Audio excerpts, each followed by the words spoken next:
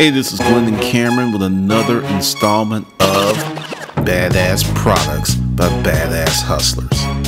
This week's offering is Anthony Zampai. He's the creator of Bullet Bouquet. Very interesting story, very interesting product, and it's very inspiring. He was on Reddit and then he just came up with an idea of, hey, how do I create something to wow the Redditors? Then, 6 weeks later, he was quitting his job because he had created a company. This is his story. Hopefully you'll enjoy it as well as I did. Shot that video at 1:30 in the morning, Monday morning. The website was basically finished and I decided, hey, I need a video to show people. Just make sure they know that they can go ahead and bend these things and do whatever they want. If they're having a down day and they're pissed off at the world, they can take these little guys and just say, no, screw you. You guys are all going to look like you're wilting and dying, and that's okay. You guys can go ahead and do that. So I built that video to showcase that. Welcome. Thanks, man, for giving up your evening. And once again, congratulations on the newborn. I know your life is a new company, a new addition to the family. Wow, you really do have a lot going on. Yeah, too much maybe, but it's awesome. All right, cool. I'm gonna tell you how I found you. Someone sent me an email about your bullet bouquets, and I went to Reddit because it was really a Reddit post, not a Reddit post, an email about the Reddit post. And I went there and I just started looking. And I was like, that's really interesting. And I just start looking through things because I've known about Reddit and I go there every now and then, but I know some people live there. And essentially you said it was things you learned on Reddit that helped you start your company in 3 days. Where were you on Reddit doing that? I mean, just explain that process because I thought that was very fascinating. It actually was. Maybe a better way to put it is that I started. Let's see, the idea to start it and make it happen in 3 days was spawned from possibly being able to wow some Redditors, and then the way I've described this to some people is everybody has an area of expertise. Right. Some people will look. You can look at something mechanical, something artistic, just an object, and go, I have no idea how that was created. I have no clue. That I wouldn't even begin to know what went into making that happen. Other things that are in our area of expertise, you can see it and at first glance go, wow, I know exactly everything that went into making that, and I could do it right now. If I had the right materials, I could be done with it. The flower pot was exactly that for me. So it actually wasn't so much the knowledge learned from Reddit that let me do it in that amount of time. It was more, it was just the perfect little business for me to build. The idea to make it happen and to wow the Redditors, that was the marketing idea that a friend and I had come up with. That was maybe the real genius in the whole thing was, hey, I can afford to lose a whole weekend and to make this happen. Let's just see if I can blow away some Redditors and get some sort of viral push going to get the business off, up on its feet immediately. That's really interesting because I can't remember his name. I was putting together Udemy courses and someone did something similar when Apple came out with the new language for the apps. As soon as it came out, he got on it, he created a course and he put free coupons on Reddit and that pushed him over the top. Mm-hmm. And, so I keep hearing that. And that was another reason I reached out to you was, from what I understand, Reddit is for people who are really into technical stuff. Maybe I'm wrong because, like I said, I don't spend a lot of time there. I know of it. I've been there a few times. Because it seems to be, what is Reddit to you? You know, that would be a better question. Reddit, to me, is really the same cross section of opinions and interests and uh, just all types of people that you come across in the real world. They just happen to be addicted to the format of Reddit, which is incredibly addictive. So Reddit has some, I don't know how many, something like 200, 300,000, maybe I'm way off, different subreddits. I think you're right on it, because I kind of looked, and if you just don't have an idea where you're going, it's like looking for a piece of sand on the beach. But if you are really targeted, you have your community, you know exactly where to go, because there's a subreddit of a subreddit of a subreddit. I mean, it's pretty phenomenal when you think about it. Yeah, because and half of the cool thing about, and maybe the most, well, an addictive part of Reddit is that you keep on discovering new subreddits, and there's always this thing that people talk about on Reddit that it's just a common phrase that, oh yeah, there is a subreddit for that. Oh, there's a sub for that. I am totally not surprised that there is a sub for birds with arms. That exists, and it's people that love looking at photos of and making photos of birds with arms instead of wings. I mean, it's just you imagine it, and there's a subreddit out there for it. So that's kind of the way I see Reddit, as such a diverse crowd. But there are some, at least over the past couple of years of wasting time on Reddit, I've discovered there are some common themes among Redditors, and one of them is Reddit loves to feel responsible for things. As a community, they love to have done something IRL in real life. They love to have made a difference. Say somebody's got cancer and they need to, a family member has cancer and they want to send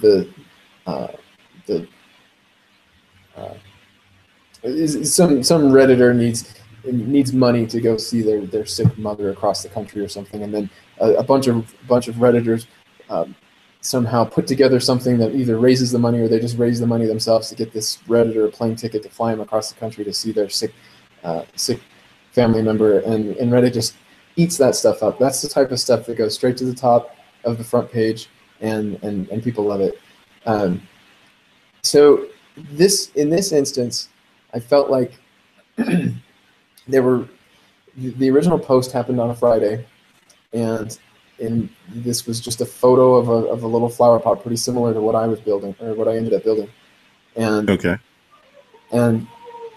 bunches of comments that were, I would love to buy this thing. I would buy it right now. 10 out of 10 would buy.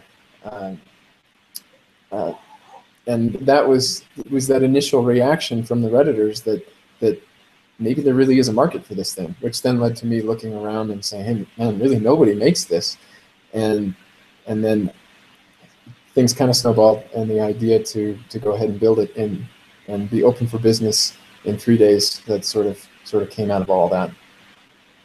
That's really cool, because from what you're telling me, I noticed the same type of really tight bond on Quora, because I go there for a lot of business ideas, and the Craigslist community section used to be like that in the early days of Craigslist.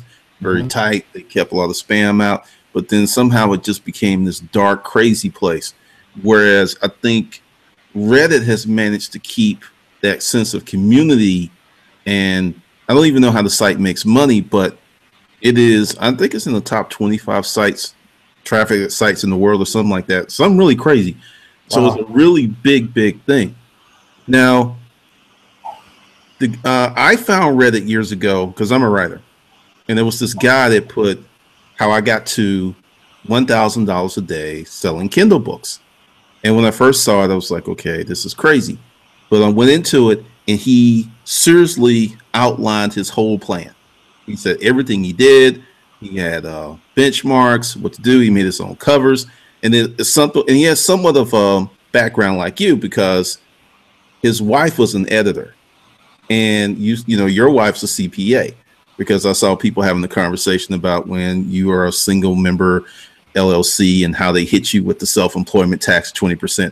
I've seen that cripple people who didn't know it was coming. And my former business partner when I was in storage was an accountant. So having just that one source of support can be critical in the business, because with his story, his wife was the editor, his father-in-law was an artist. So they made these covers, they did the books, she had the books, and they put them up. And it took him a while. It just wasn't overnight. It was like maybe 2 years. But he got to the point where he's making $1,000 a day in sales.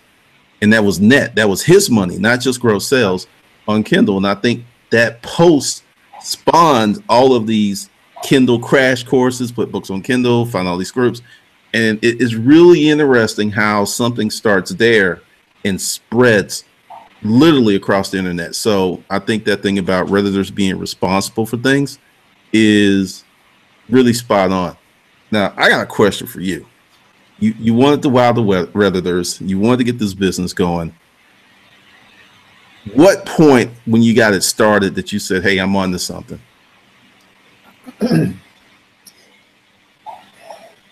It was an email I got that had come through my contact me page on my website, some random stranger that said, hey, I heard about you from your Dude, I Want That post. And I'd never heard of Dude, I Want That before.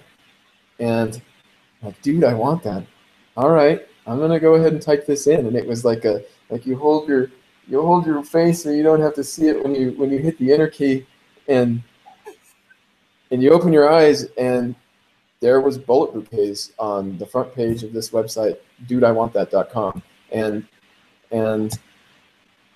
apparently that site is a big deal. I just never knew about it. But you just told me something. I didn't until you told me. I never knew about it either. And I'm about to they have cool products and interesting new trinkets and techie things. It's kind of like a sharper image, but way cooler and definitely faster on its feet. So yeah, here was this post that this nice woman had written, and she wrote it because she liked my story. She liked the idea that somebody could, in this day with a tough economy, get an idea, build a business, and make something of it. And she likes the idea of the sort of mom and pop type store in the internet age that I'm not so sure if Bullet Bouquets will end up being a mom and pop, but it's totally set up for that sort of thing, for you to have a soldering station out in your garage and a place where you go out and you shoot your ammo and come back in, and it could be a one-man shop. It would be perfect for that. I have my sights set higher than that, but she loved that idea. And so I saw, it was that moment where I noticed that people liked not the flower pot so much, but the story behind it. And that's where I thought, wow, I may be onto something here. And it's turned out that not so much the flower pots have gotten me the continued interest and boosts. It's the story that has continued to propel the business.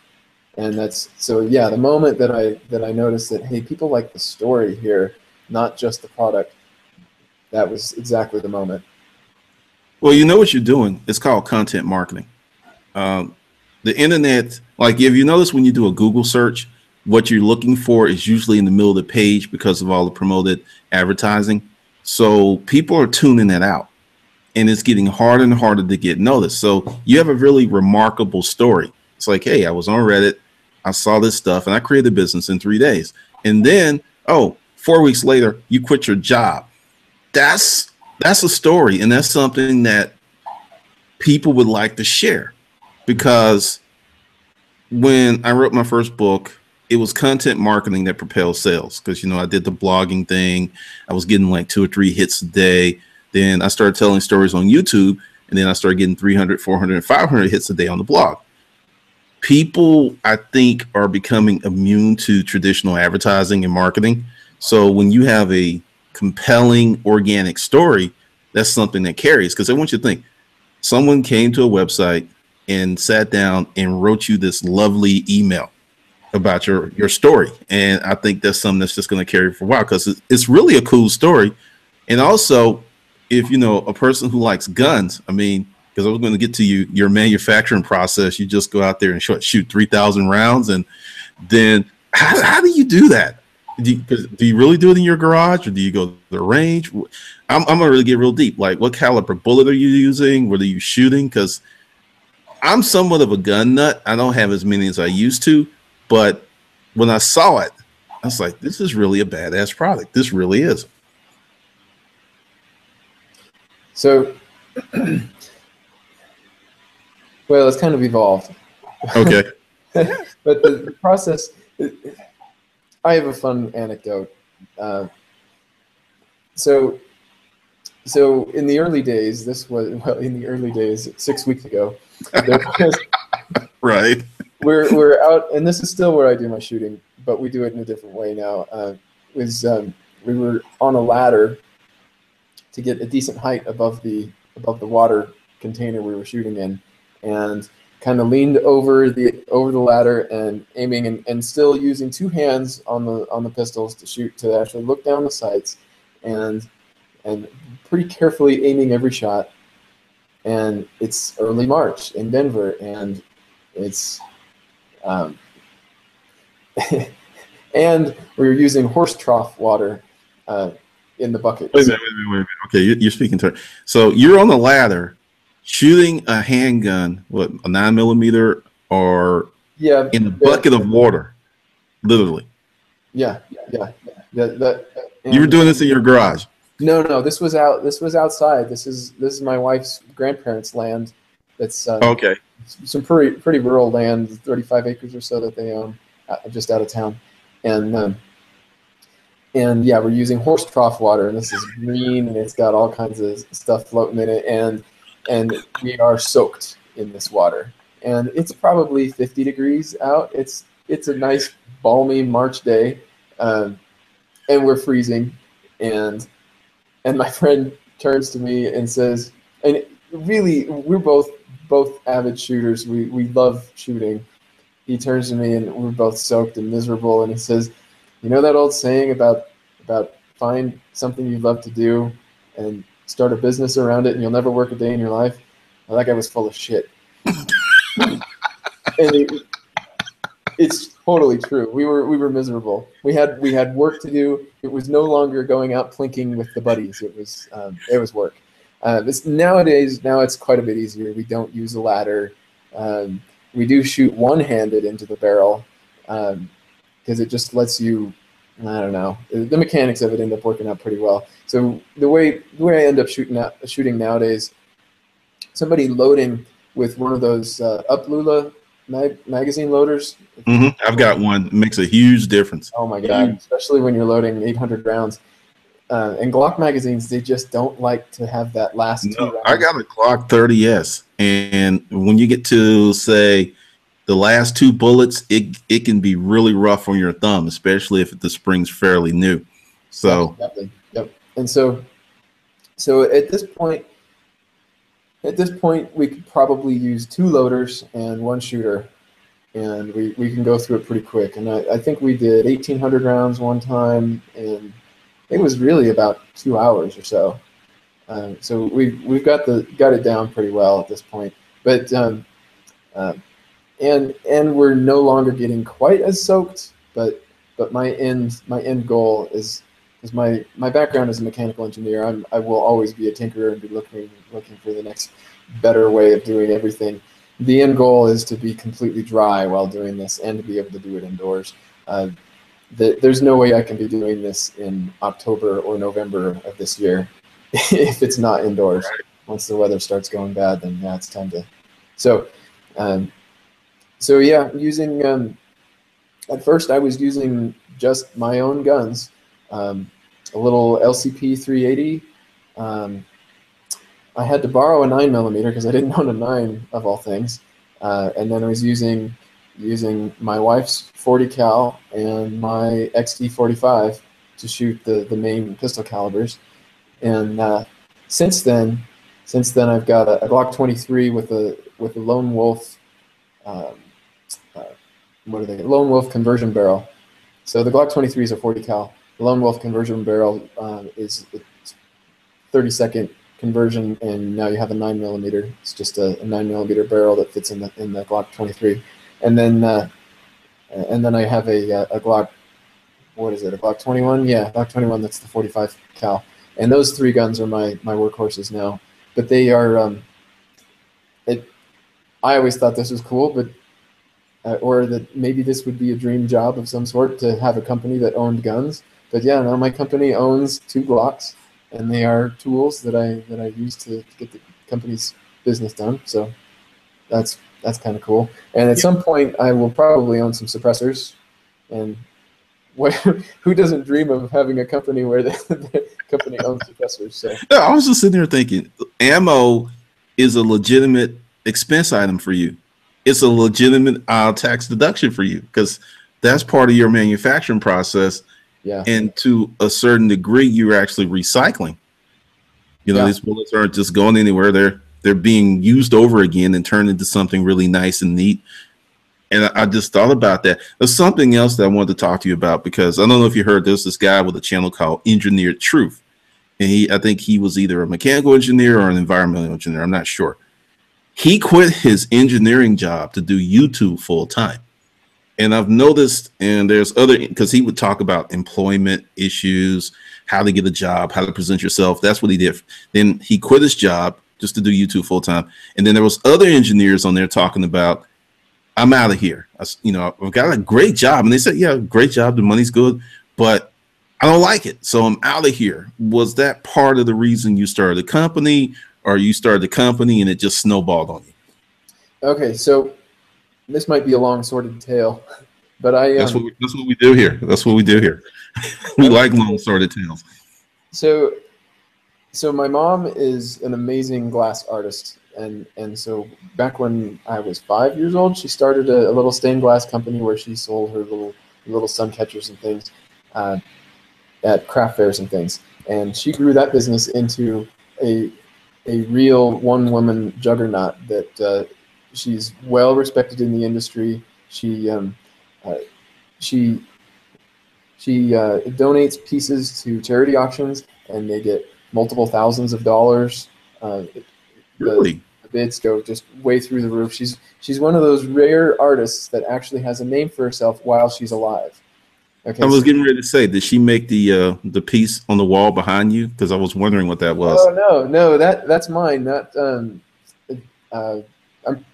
yeah, no, I did that one. That's they're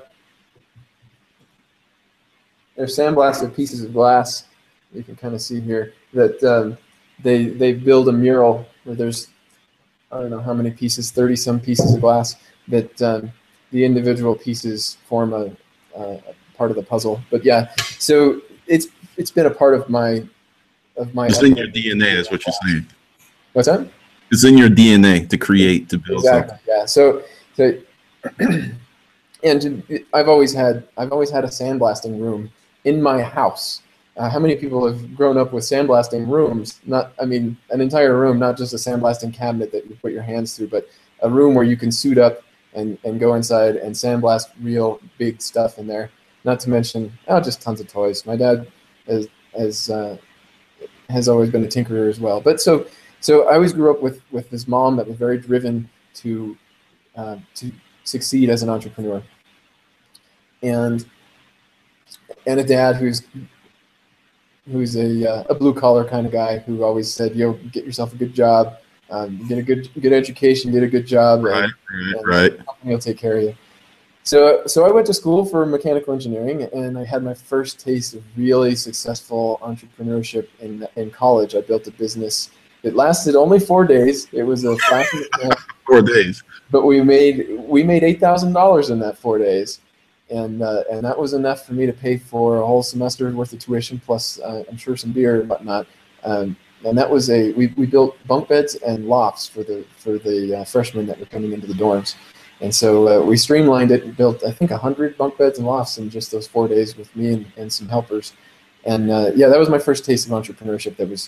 It was wildly successful, but just a flash in the pan.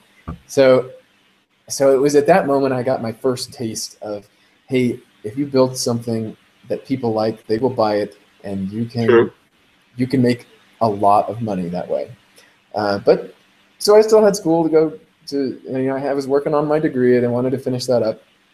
And I got out after getting my degree and swore to myself that, yeah, I'm going to get a good engineering job, but my idea here is to become an entrepreneur and build my own business someday.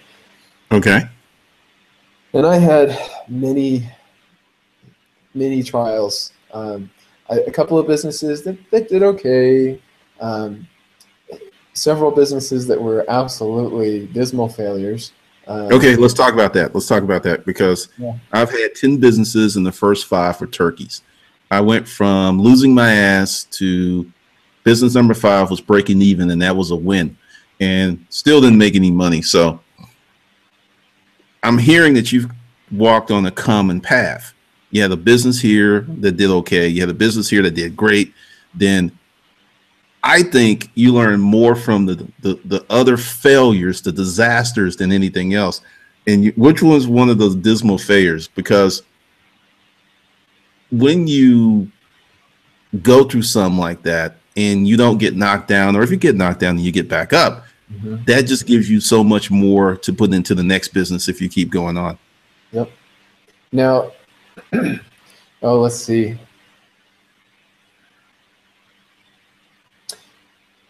Yeah, I'll go with business. Maybe it might have been number 4 or 5. That was kind of a partnership. Well, it was a partnership. I was the engineer, and another couple of guys were into more of the sales end of it. We made some knives, or designed some knives, and had them made in China and shipped over here. And we thought, hey, the margins look great. On paper, we're shipping these, importing these knives in. These are like kitchen knives. Importing these knives in, and all we got to do is find somebody to buy them, and we're just going to retire. This is awesome. This is a great idea, because we were great looking knives. Importing them for like, oh geez, $2.50 a piece, and they were legitimately, they could have been sold for $20, $30 a piece. I mean, great looking knives, great steel, really quality product. And then what went wrong? I I had an entrepreneurship class in college, which that's, I think, crazy in itself, in of itself, that there was an entrepreneurship class offered at my college. Nevertheless, the instructor had this rule. He had 3 cardinal rules. One of them is no partnerships. It should have been 3 of his 3 cardinal rules were no partnerships.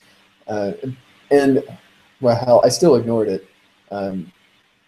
But I think mainly the problem with that business there is that it was a partnership, and once the knives came in, and they didn't sell right away, people started, instead of buckling down, figuring out what you out, asking yourself the tough questions of what the hell is wrong with these things? What can we change? How much money is it going to cost us to modify these? Whatever. Instead of asking us those tough questions, it was more of pointing fingers, and that's just kind of what's going to happen. I don't know. I don't know a way around that with a partnership. Just don't get into a partnership. I'm going to say something a little different. I think if you get in a partnership with the wrong people, you're going to have an absolute catastrophe on your hand. What my partner and I did, we had a written agreement that we actually fought about for about 2 weeks. This is my role in the company. This is your role in the company. And it has to be in writing. It has to be in writing. Mm-hmm. Those conversations at the coffee shop, they go out the window when the money came in. Because I'll give you 2 partnership stories. With the storage auction partnership was great, wonderful, because it was spelled out from the beginning. So if you do a partnership and you do an LLC, put in the Argos Corporation, Brad does this, Bill does this, and you'll still have some rumbling, but not as much when it's just kind of, we're all working together and everyone's doing stuff. Now, I have another story like what you just said. The guy's name was Arthur. We got together, started working. It was wonderful, but he wasn't really good with money. And we had a day where we did really well, and he had bills, and he was just like, hey, can I take most of the money? And next time you get most of the money. And me being the charitable fool that I was, sure. And then the next time it's like, oh, I got to do this and I got to do it. And I was like, wait, this partnership is not working really well. I'm doing all the work and you're getting all the money. We need to stop this. And then when I stopped it, I became a bad guy. So, but it wasn't spelled out. What was what, who gets what. You partnerships, because I've seen examples of partnerships working out really well. And every last one of them has been extremely structured from the beginning that worked out well. But if you just kind of like, get together with your friends and we're going to do this, and there's always going to be someone who's not pulling their weight. And if you don't have it in agreement that, hey, you're supposed to do this, and then, hey, you didn't do this, then it's like you become the bad people. And like I said, the fingers start pointing, and then people start freaking out, especially if they borrowed money. It really gets bad. And I would say if you do a partnership, bootstrap. Don't borrow any money. Don't rely heavily on the credit cards. Make your product sell and then use that money to grow the company. That way you avoid a lot of crazy stuff that can happen. But I have a question for you though, since you've been involved with successful businesses as a partner and as a sole proprietor. I assume, right? Well, yeah, your writing career is absolutely sole proprietorship. Do you feel like you are more motivated to succeed when you are the only one at the helm, or when you're in a partnership? Do you notice a difference between your personal drive one way or the other? That's a really good question I never thought about. I'll answer it like this. When it's just you, the bad is your fault and there's no one else to blame. And when it's just you, when it's really good, it's your because you did it. I think the situation depends upon the partners. The partnership I was in, we both worked incredibly hard to make the company successful, but we had a vision. I think it's, it's like marriage. You hear the thing, 50% of people get divorced, but you don't hear about the 50% who stay married and the 50% who have these great marriages. They go on and they grow old together. So I think for a partnership, it depends upon the partners. You get great partners, I think it's going to be fine. You get shitty partners, it could be a nightmare that could scar you for life. Okay. I think that would be a big, big thing, because I tell people, if you're dealing with seasoned business people who understand that the business may lose money, they're good partners to have. They're not saying they're going to always be happy with you, but they have some seasoning. If you get in a partnership and no one's had any business experience and no one's failed, I would avoid that, because the minute something goes wrong, they're going to lose it. Yeah. Because they have so much invested in it. And that's really wise. Yeah. I would, because if you go out and talk to people who were invested in businesses before and they still do it, they know what's going on. I mean, some people who make a lot of money invest in businesses they know that will fail, so they can claim net losses. They do it intentionally. That's why it's like, I learned that lesson from one of my landlords. He had buildings he wouldn't rent. He would not lower the rent. And I was like, okay, you got this big old building and it's empty. And he said, that offsets my profits. Because if you ever rent space and you try to negotiate them and it's just like will not come, you're like, wait a minute, there's all this vacant space. Why will you not come down on the price? And then I was like, because he's got this other side of buildings that are fully leased. And if he doesn't have any net losses, he's going to pay an incredible amount in taxes. So some people intentionally create bad situations to create a favorable tax situation. I think your wife would know about that, because some CPAs won't talk to you that direct, but the one I had did. He was real. Warren was just, this is what you need to do. And he was a different kind of CPA, because he would come in, he would sit with you, he would really get to know your business. And he was what I would call a bear as a CPA. He would just do your stuff so right that even if you got audited, and we got audited once, we ended up owing only $500. That was a win. I mean, that was really a win. So I would say definitely, because the thing is, you're seasoned now. Now, I want you to think, how many businesses did you have before you got to the bullet bouquets? Going from the one in college up until the bullet bouquets. Yeah, it's easily bullet bouquets is easily the sixth or seventh. What do you think? Yeah, I think it's six or seven, um, something like that. Yeah, my sixth business is the one that made money, Uh-huh. and I Yeah. think All right. when you talk to people who they have this notion that if you start a business and it fails, that's such a bad thing. When is actually, if you talk, once you start talking to other entrepreneurs, oh yeah, this is normal. Oh, I filed bankruptcy. Oh, I did this. Oh, this is my 12th business. I mean, I think the thing is, if you continue to stick with it, now if you fail and just go back and get a job, then yeah, it just goes down the toilet. But if you keep on, sooner or later, it will work out. Can't say when, but it will. Well, it will if you keep learning from those mistakes, from those failures. Yeah. If you keep on making the same mistakes, you won't find it. But yeah, I have to add that caveat in there. Well, no, that's really important because each business, it was a different mistake that I made. I mean, the first one, I didn't test the market. I'll even tell you, it's ridiculous. I was in the military and I was thinking, wow, people love their pets, right? So I was going to start this photography business of taking pictures of people and their pets. Went $1,500 on the camera. This is when people read the newspaper, spent like $200 on the newspaper advertisement, had to buy a phone when people had landlines. And I was sat back and I thought I was going to make money. And that phone didn't ring once. Wow. I got into $2,000 worth of debt. And it was just no market research. I just had a good idea. I didn't know how to go out and talk to people. And it was just a complete failure from the beginning. And now that something like that could work. Even with cell phones and everyone having the ability to take pictures, that could work now because people are crazy about their pets. But back then, I was completely clueless. Didn't have, so I learned, okay, find out if there's a market for before you create this business. So that was one. It's the worst one because I lost a lot of money. At the time, I was E4 in the military. I was only making like $700 a month. So for me to lose 3 months salary in one endeavor, it hurt. It really did. It really did. But I'll never forget it. And I never made that mistake again.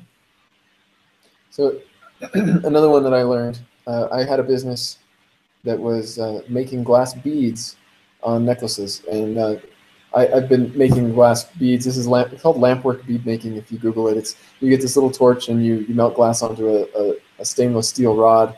And the sky is the limit on those things. You could toil for years learning new techniques and never really master everything. So I made we have an example.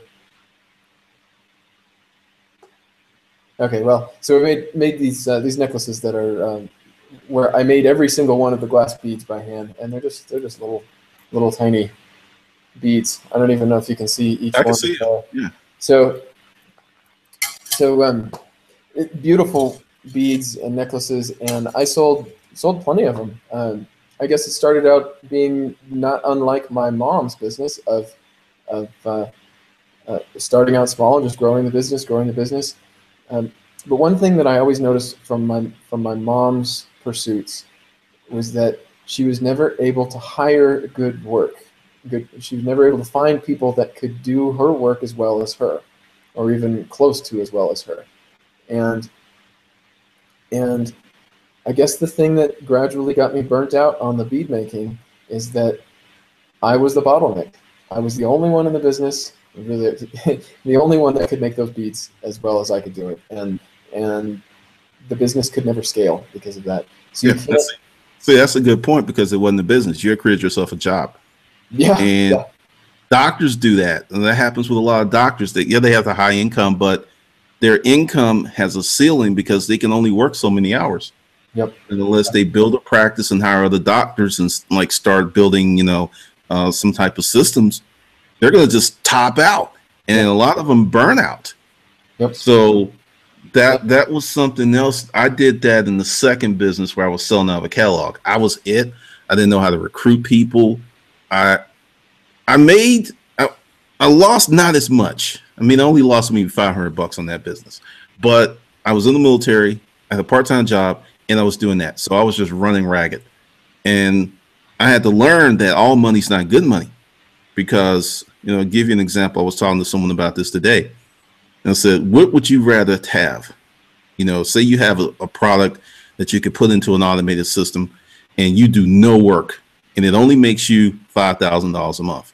Or would you take this product that you have to work really hard, but you're going to make $20,000 a month? And it's like, oh, I'll take the $20,000. And it's just missing that if you can make $5,000 a month and do nothing, you put yourself in an incredible position, because when you have to do all the work, you're just going to hit a ceiling, a big ceiling. And it's just going to be really frustrating, because one of the lessons I learned, and this happened in business 5, the sooner you hire employees, that's a very good sign of your business being successful. The sooner you have to hire people, because that means there's so much that's going on. But if you could put off hiring people for years and years and years, more than likely when you stop, it's going to stop.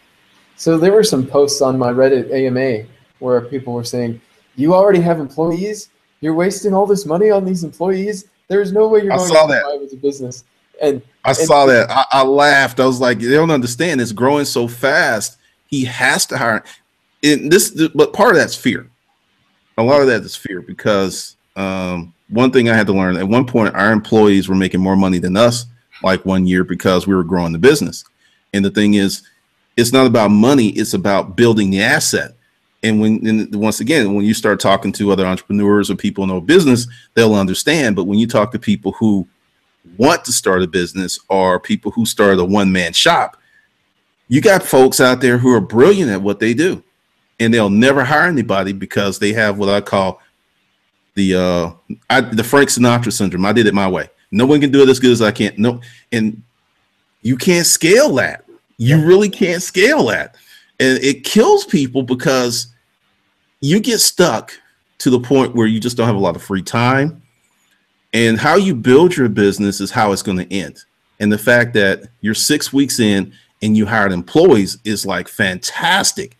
And many people are going, oh, all this money, because you're creating, because when you start hiring people, you have to create systems, and you have to create manuals, and you have to create processes. It forces you to do stuff that you wouldn't do if it was just you, because you know where everything is and you do it your way. Like when you get to the point of someone making the bouquets, it's going to, since you're an engineer, it's going to become a standardized process. It's like, okay, this is what you do. You're maybe 20 feet back. You shoot this way. You're going to have to do that to build efficiencies into your business. And a lot of people don't get that. Yep. Yeah, you document everything. And then it's great, because if somebody messes up, you can say, look, right here on the sheet of paper, this is how it's supposed to be done. This is how you were trained. You're not doing that. So there's no argument. It's the only way to fly. Document everything. One other thing I was going to mention. Oh, I lost my train of thought. Go ahead. It'll come back. One of the reasons I wanted you on here, because when I started the YouTube channel, I was a storage auction guy. That was the best business I ever had so far. And a lot of people got used to it because I really pushed making money online. I mean, 78% of our income came from online sources. We only opened up the physical store on the weekends because it was just inefficient. We had 2 storefronts, be in there all day. 1-2 people would roll in, have to put stuff outside, and it was just a lot of dead time. And I was just like, why don't we just shut down these stores and move everything to the warehouse and throw everything on eBay and Amazon and Craigslist? And that's the most money we ever made. I mean, it was insane, but we had a system, and we actually, my job was logistics and procurement. I would go find the stuff, I would move it in, and then I would do marketing. And my partner, who was the accountant, she would do inventory, she handled the money, the accounts and stuff. And once we got that together, I started working less because we had a system. And if you build your company the right way, you can build a company and have a life. Where many entrepreneurs, because a lot of people get caught up in what I call, there's the venture business. Amazon's a venture business. Then, what I have is a lifestyle business. And then there's real life, there's physical businesses. And then there's a service business. And many people want to adapt the venture business model to every business, and that just doesn't work. I mean, I don't look at Amazon or Uber or Zappos as a business model. I don't, because they had people giving them tons of money. If it's just you got to run your business totally differently. You got to run that business off of cash flow. And, if you can scale up and get enough orders, and even if, you're kind of like hurting a little bit on the personal side, but if the business is fine, I would just say push that as hard as you can, because at some point it'll get to the point where it's throwing off a lot of cash. But when you start taking money from people, you got to give up equity. And when you give up equity, you give up control. And that's how you get people who get forced out of companies that they started. Because I was watching this venture capitalist, and he was very honest. He's like, most of these things we put money in, they're just not going to work out. But when it starts working out, then we start looking at the guy who started, because we know he doesn't have the skill sets to be the CEO to manage. There's when I was in sales, we used to call it, all the guys on the sales team were hunters. And then the guys who groom the accounts or got repeat orders, we call them the farmers. Typically, hunters do not make good farmers, and farmers do not make good hunters. Typically, CEOs, founding CEOs are hunters, push, work hard, drive. It's a very different skill set to manage a company. It's a different skill set to build it. It's a different skill set to manage it. And that's one of the things that I learned with my partner, because she was good with the managing of stuff and I was good at growing, and that's why it worked. But I don't think I would have gone as far. I think I would have been okay, but nowhere near as successful with that business without her. Not even close, because there's times you want to go out and do this something, and then someone's like, hey, no, you can't do that. Well, why? We got the money. Well, actually, we don't. You kind of need that, because you can go crazy, because you're in that. We're going to go out and shoot all of the moose and the elk and the bears, and then really you don't have to. But so, quick anecdote, and this is the point that I forgot. The moment that I knew that I totally understood that employees are the answer to growing the business is maybe 2 weeks into the business. I had 2 people working in my garage, and I had to build a fixture. I've got a lathe in my garage, so I'm turned away, machining away on the lathe, and I knew this fixture was going to speed up production. But I also was thinking to myself, damn, I better get back to work, because I am wasting money every second that I'm not assembling and that I'm not doing the grunt work with my employees. And so the machining operation took a lot longer than I thought it was going to. I ended up spending, 4 hours, pretty much the rest of the night machining. And I get done, and I'm kind of disappointed, and I'm getting ready for bed, and I thought, I wonder, how much money did those guys make me tonight while I was wasting time machining? And I did some quick calculations, and even after paying them, you were still way ahead. I was way ahead. It was like an $800 night in profit, not in gross.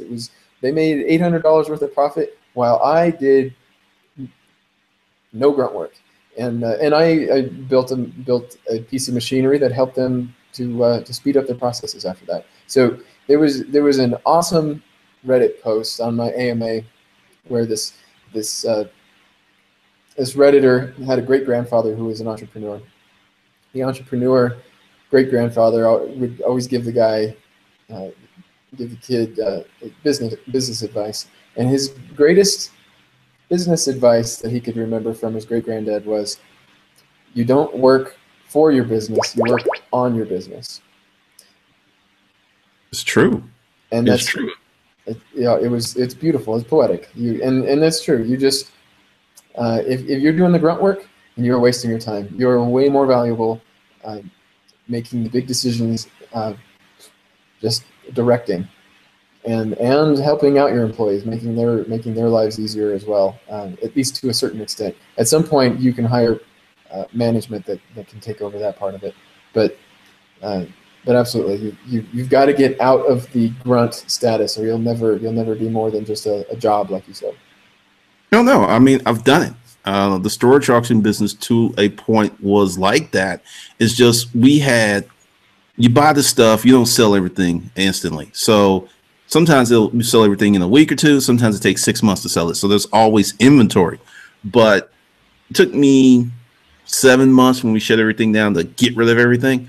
Wow. But looking back, because we had employees, but see, the thing is, we didn't have people who could do what we could do. Well, let's be honest, we didn't trust them. I mean, I don't know if you know anything about the storage auction business, but we dealt with a lot of cash, a lot of sensitive stuff. You just couldn't let anyone sort through a unit because this happened. I was going through these kids' toys, and a lot of times we would just give the toys away or throw them away.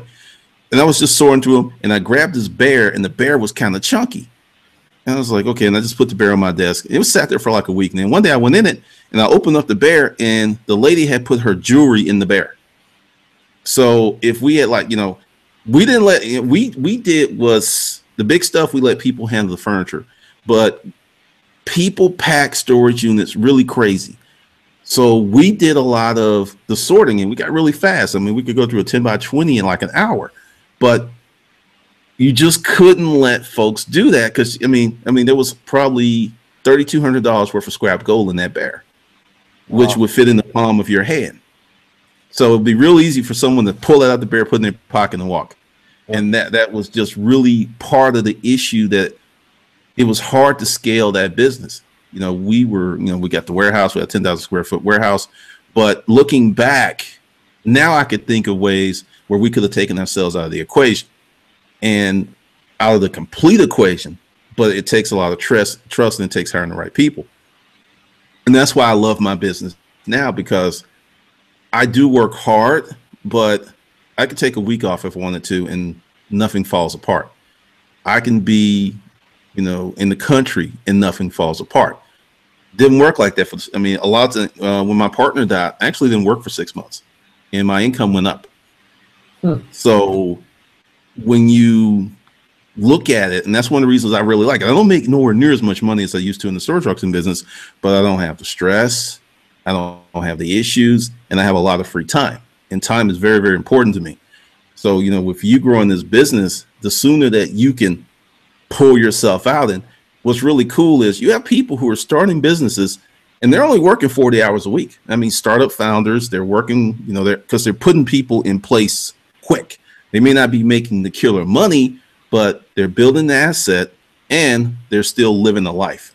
And I think that's really cool what's going on with the sharing of information on the internet, because I couldn't do what I'm doing now 10 years ago. I couldn't do it. It just wouldn't have happened.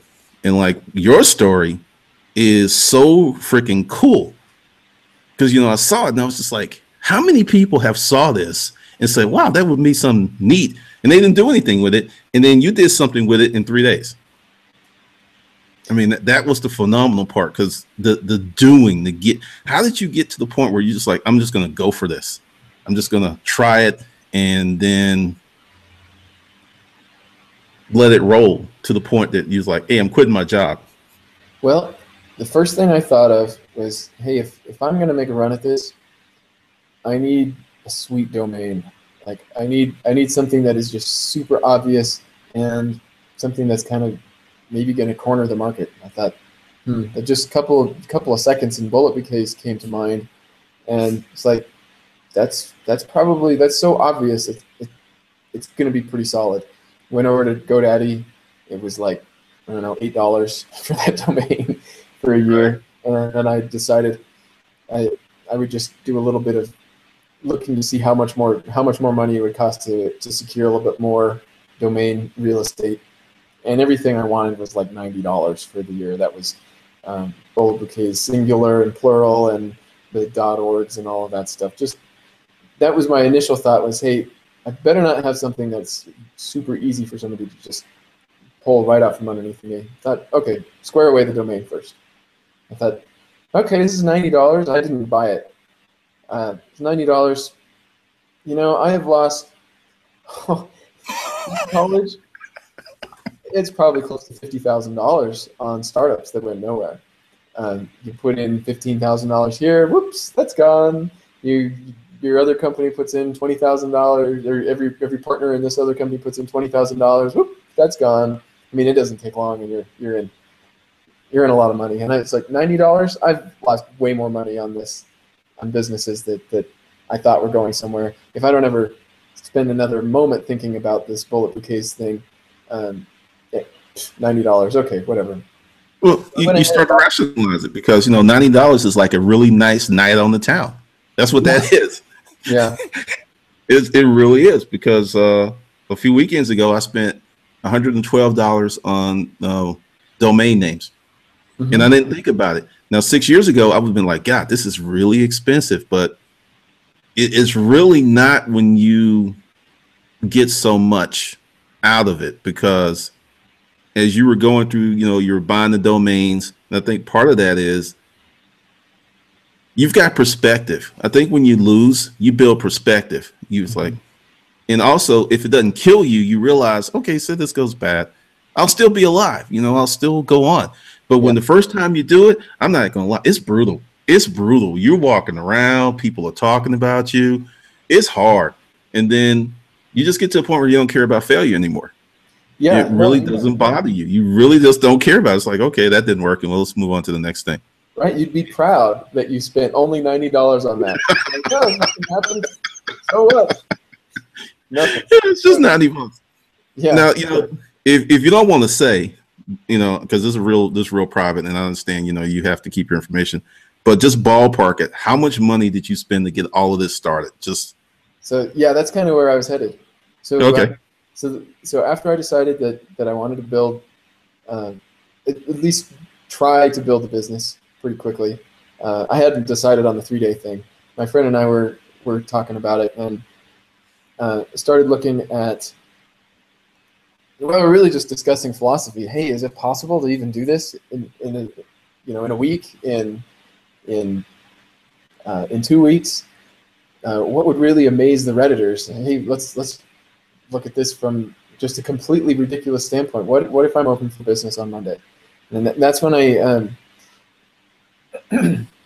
so I had bought the domains at that point, and when I was on GoDaddy's site, I noticed this little video for something called online store. It's like, okay, put that in your back pocket, pull it out later maybe. So that night, my friend and I were looking at this. I was like, hey, I saw that online store thing. It looked like it might have been somewhat simple to set up an online store. Let's go back and check that out. So we looked at the video again and was like, man, this looks pretty simple. Maybe I can do this in a week. Maybe I can do this even faster than in a week. And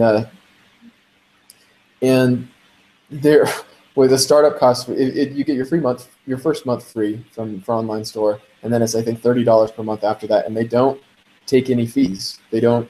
I think their credit card transactions take a little bit using Stripe and PayPal, but that's kind of standard. But they don't take a percentage of your profits or anything there.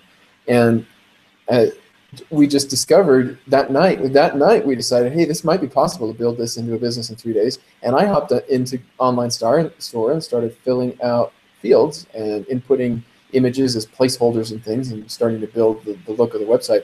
Had a couple hours into it that night and went ahead and published it. And that thing was like a real beautiful website.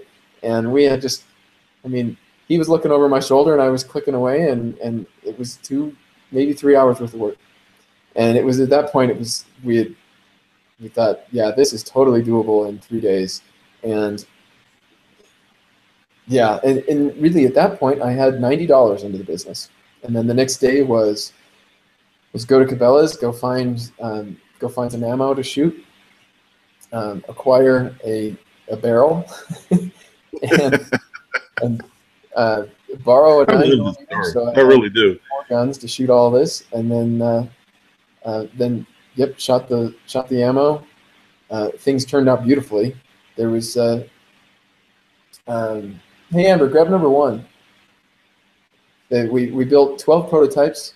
Went to another friend's place, photographed everything. He did an amazing job. And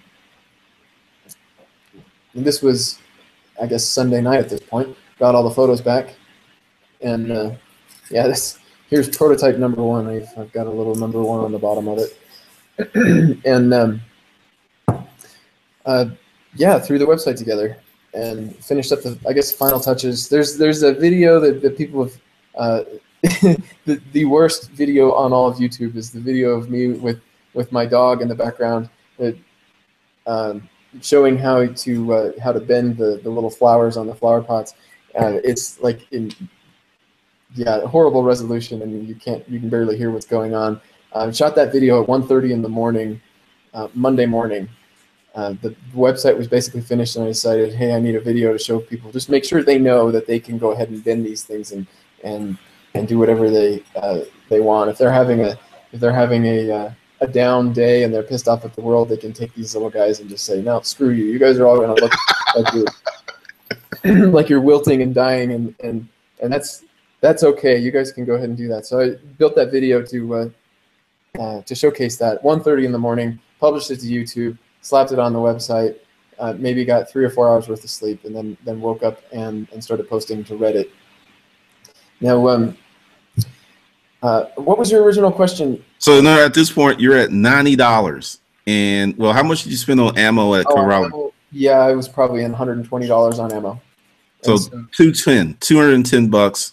You got a website, you've got a product, you got a video, and how long did it take you to get your first sale? It was within the first hour, I think, of that of me making a post on the same. It was our Whoa Dude is the name of the subreddit, and that was the same sub that I had seen the original photo on the Friday before. And yeah, it was about within the hour. And so after about 2 hours, I think the company was in the black. And so we've been in the black since. I love that story. So yeah. In a weekend, you created a company, made an investment of $210, and got your money back and a profit, and just started rolling. Yep. Oh, and definitely there's a caveat with that. I happen to be kind of a gun guy, so I did have, I had maybe $1,200 worth of guns was necessary in order to make it happen. So if somebody was to go out and try to build this on their own and didn't have any of the equipment, they'd be in for maybe close to $2,000 worth of gear. I've nice soldering irons. I got tools all over the place. So for me, it wasn't. Wait. $2,000 to start a business. Yeah. It allows you to quit your job in 6 weeks. Oh yeah, that is really, man. Well, I will go real quick because it's kind of depressing. My furniture office business, I got in the hole about $250,000 and barely got out alive. So when I hear that you started a business, $200 and organically grew it to a point where you thought, hey, I can quit my job in 6 weeks. I think that's fantastic. And that's one of the reasons I got you on the show, because many people, just a really quick history of the channel. I started off as a storage trusting guy, and I talked about eBay and Amazon a lot. And a lot of people are afraid to do what you did. Took an idea, created a website, bought some domain names, and just took a chance. They're like paralyzed. It's like, okay, if I leave eBay, I leave Amazon, what can I do? And I'm just like, do you know that there's so many people who have websites who are making a lot of money that have nothing to do with eBay and Amazon? But you become compartmentalized when you're a reseller and use merchandise. It's just, you don't think any further than that. So part of the reason for starting this, and this just kind of started because so far everything has a very manly theme. The first guy, Rick Cadets, he created a razor out of a 50 caliber cartridge. Yep. And then you mentioned knives earlier. The second guy, his name's Dominic B. He's in Australia, and his story is beautiful. He's 18. When he was 14, he started making knives. And last year, he just really amped it up, and he created a business making knives in Australia, and he ships most of them here. And he does, I love these stories because part of the reason for doing this is to inspire people that take a chance. And you put some really great information there, because I picked up on you. It's like, yeah, this is about our 5th or 6th business. For some reason, it seems to take the average, us mere mortals, not the Zuckerbergs of the world or the Gates of the world. It takes us a few shots to really get it. 5, 6, or 7. I talked to a lot of people and it's between 5 and 8. That's very common numbers for one business to say, hey, okay, we can do something with it. So I really want to just say thanks for coming on and sharing your story, because I think it's beautiful. I really do. Nice. Well, I would have to add that this whole venture of mine wouldn't have been possible or at least, okay, I could have built the business in 3 days. I could have built it up to a certain size, but there's no way I would feel comfortable quitting my day job if I wasn't already living the life for the past really 14 years of an entrepreneur, somebody who knows through and through that he's going to make it with his own business someday. And when you live your life like you're going to make it, you don't waste money on stuff you don't need, and you squirrel away money as much as you can, because you know that someday you're going to need it, and you don't know exactly what you're going to need it for. What that idea is yet to come, but you have to know through and through that you're going to make it. That's you have to be an entrepreneur always, whether you're working for Burger King or you're an engineer who's making good money and can't even fathom getting out of his job, because what startup out there is going to make enough money to rival an engineer's salary? You have to know, in through all the failures and the hardship and all of that, you have to know that you're going to make it, and that for me is where the discipline comes from. You first you have a belief that you're going to make it, and then the discipline is easy, because you don't go buy a new car that you don't need. You drive the old crappy thing that's falling apart, and you keep it maintained, because you know that saves you money. You make good financial decisions. If you can possibly afford it, you diversify a little bit. Maybe get a rental property and start getting your own personal finances diversified to a certain point where you can start something that can fail, and you can lose some money on it, but it's not going to end you. So yeah, that's kind of, I feel like the backstory to my story that's maybe getting lost. That yeah, you can start something up and you can quit your day job, but can you afford that job, or can you afford that business to fail once you quit your day job? That to me, as an engineer, I've got to be a little bit I have to be pretty sure of these things. Well, heck, I've got a newborn and a wife. I can't really play around and put everybody out on the street. But no. See, you said something I talk about all the time. I've got this course called Disruptive Money, and I talk about this. I'll just tell you, my burn rate per month right now is $1,500. I don't have a car note.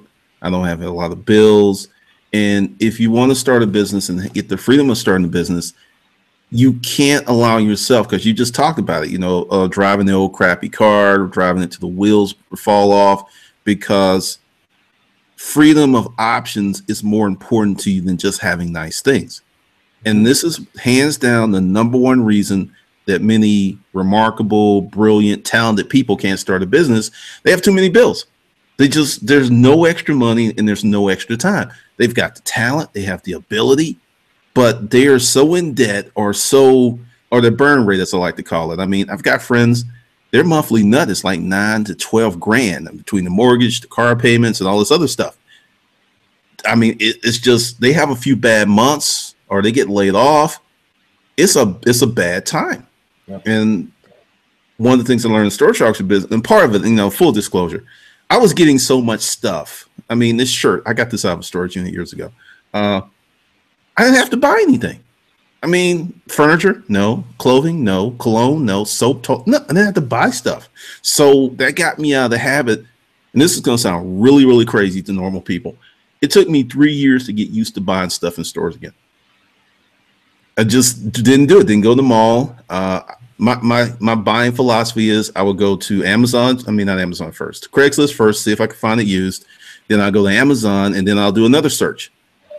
And that's what gives you the freedom to be free if you manage your money. Because I feel really bad for a lot of these kids graduating college with, mortgage level student loan debt. They're already hampered before they even begun to live. And I don't know, it's really a problem. It's a big, big problem because everyone is not going to earn, like you heard about the guy who started the company and he wants to make minimum wage 70,000. Everyone in this company is going to make 70,000 within 3 years. There's not a lot of people who can do that. It's just not going to happen. Mm-hmm. I see income going down, down, down because we don't need organic life forms to run stuff anymore.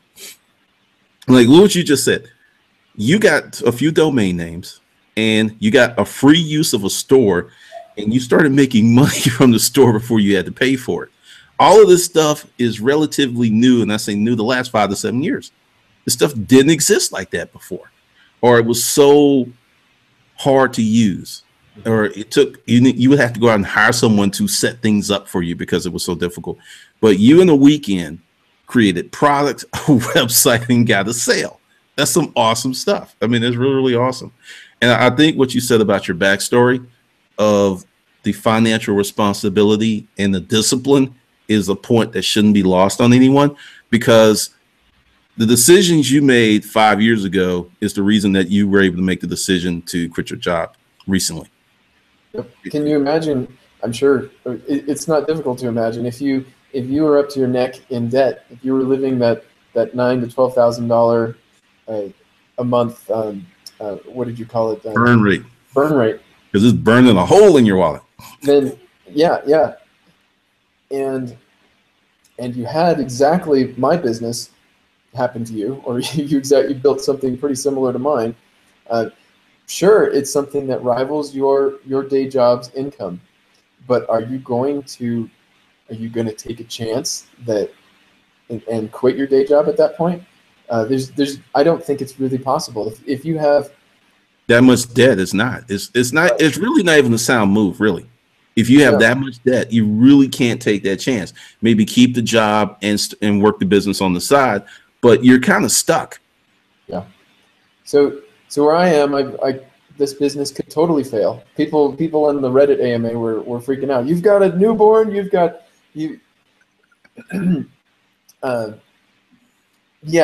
just got all this responsibility. You can't afford to be doing this with your life right now. And really, I can afford for this thing to completely bomb. And heck, I can. If the worst thing happens, I can go find another job working for somebody. That I can do that. But and heck, I could take 8 months to figure that out. I've got enough in the bank right now that we could live lean and mean, and we could I guess weather any storms like that. So I don't want this business to fail, but it can, and it won't ruin me. So well, I think that's a really good point you just made, because a lot of people operate on. I had a T-shirt that was like "Hope was for suckers." You have to sit down and go, what's the worst thing that could happen, and then start building a contingency plan. When I wanted to become a writer, I gave myself 2 years, and I mean the income goal was low because historically writers don't make a lot of money. That's what I heard, but I went in it, and the reason that I can make that decision, just like the decision you did, was from decisions that were made years before. Mm-hmm. I just didn't have the average bills that the average person has, and it makes a huge difference in starting the business. And that's why the guy's name's Dominique that makes the knives. It's DB Blades. I told him, go for it. You're 18 years old. Push this as hard as you can because you have no debt, you have no responsibilities, you don't have all this stuff. You have nothing but time to build some very critical skill sets. I mean, building a successful business is a skill set, and it's a good one to have because, I mean, watching Engineered Truth and like listening to you, there's a lot of engineers out there who make really good money, but they're very dissatisfied with what they do.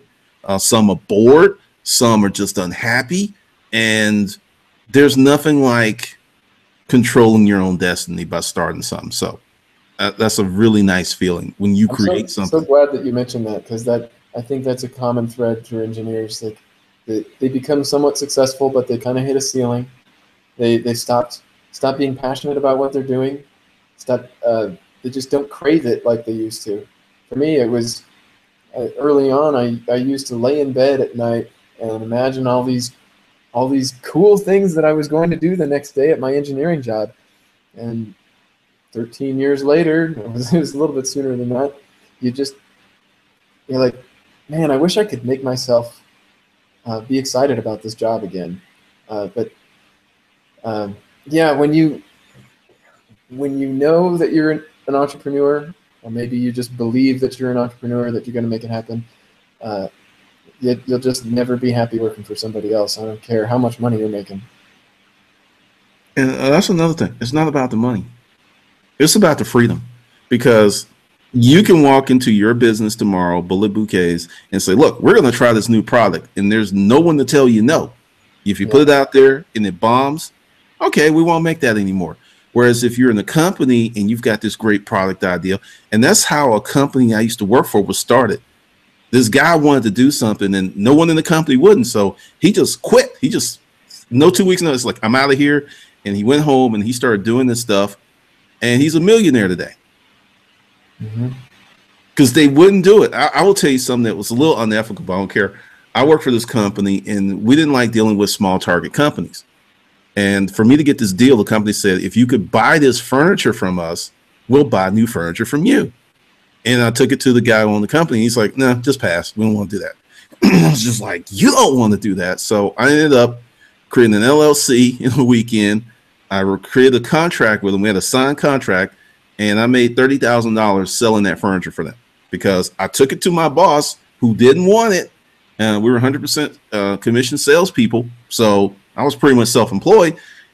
And it was just amazing that I could have lost, because between selling the used furniture was like 30, then it was about $60,000 turn between everything that I could have lost because he didn't want. Now the thing is, he was he would do the $2, $3, $4, $5, $6 million deals, and if he needed help, he would bring some of us in. But that just was not exciting to him. But for me, it was incredibly exciting. I mean, that was the most money I'd ever made up until that point in the job ever. So when you have these ideals, and they may win and they may not, you just feel compelled to put them out there. And you got that freedom because, I mean, like, you know, I looked at your business and say, there's probably going to be one thing that's just going to be what I call a cash cow. It's just going to sell year in and year out. And that's your main thing. You get it set up. And then you can kind of experiment with all other kinds of things. As long as you got this one thing just selling, like that's what happened with the books I was doing. One book sold. I put out some other ones. And none of them did as well as the main book, but I was allowed to experiment. So you've got incredible opportunity to innovate, to play around, play around. I mean, you know, if your business isn't fun, why do it? Yep. Another thing that the AMA kind of burned into me. I mean, there was a lot of advice that I got on there that was amazing. Some advice that was kind of like, yeah, okay, thank you for that, but I'll do it this other way. But some advice that really got pounded into me is you don't want to be a one-trick pony. That you can't have your entire business be focused on these little flower pots. And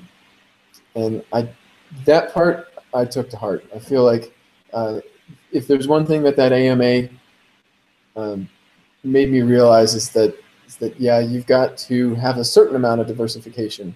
Maybe not every company needs the same amount of diversification, but you got to have something. And for me, I needed to diversify a little bit. And yeah, because you're going to have competition, and you know, you may be the first one to really just go for it, but as people hear your story, people are just going to start like, hey, I'm going to go in my garage and shoot in the bucket and make some, and they're going to start being copycats. And that's just the marketplace. But the thing is, you, by being so ahead of everyone else and so organized and well put together, you'll learn stuff, because as you push your business, other opportunities are going to open up. Exactly. And that's the exciting part. And when I got out of the storage business, a lot of folks were just like, I don't see how you can walk away from that. But I feel that, the stuff I'm doing now, which is a lot of fun, like, okay, what is this? It's like 11:30 at night. I'm talking to you. This is a good time. This is fun.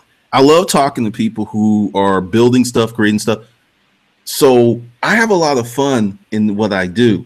More fun than the storage. And I never thought I would say this. More fun than in the storage auction business now, because when you talk to other entrepreneurs, when you talk to people who take chances, there's a kinship there. And there's also someone you can talk to, because being an entrepreneur is can be a real lonely thing at times, because if most of your friends say, really, thanks. Once I get this all edited up, I'll send it to you. And man, I appreciate it. This has been a lot of fun. Yeah, me too. And thanks for all the great ideas and the marketing info and all that. It's if there's one thing that I feel blessed about with this business, it's that how many people have been willing to just offer free advice. That is not just crappy advice. It is great, useful stuff. And I really appreciate it. So. All right, cool. All right. Well, it was nice to meet you, Amber. Y'all have a great evening. And I'll send you that information as soon as I get off. Cool. All right. Bye-bye.